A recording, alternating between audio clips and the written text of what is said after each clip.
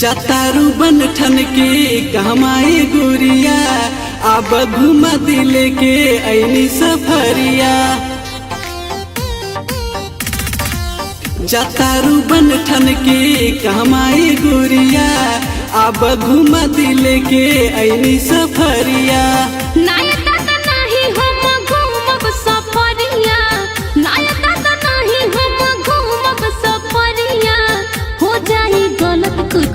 हो जाई गलत कुछ गाड़ी के भीतरिया, हो जाई गलत कुछ गाड़ी के भीतरिया, हो जाई गलत कुछ। Ananya recording studio Patna.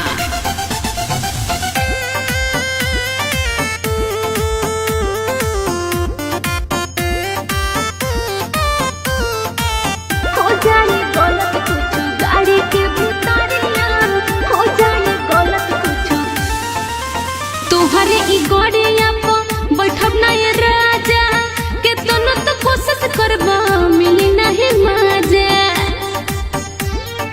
का बुझला हो?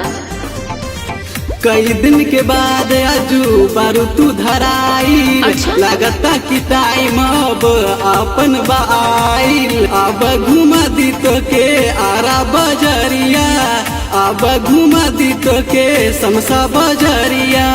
हो जाई गलत कुछ, हो जाई गलत कुछ गाड़ी के भीतरिया, हो जाई गलत कुछ गाड़ी के भीतरिया, हो जाई गलत कुछ।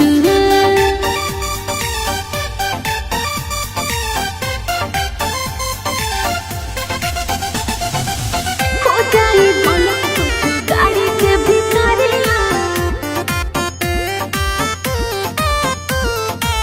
हो जाई गलत कुछ गाड़ी के भीतरिया। अखिया कटारी तोहर करले बदिल के, बड़ा मजा आई रानी तोहरा से मिल के। अरे दूर रही जी, घूमे तो पैदल जाने डाला परेशानी में, हो जाए गलत कुछ हम सजवाने में। दीपक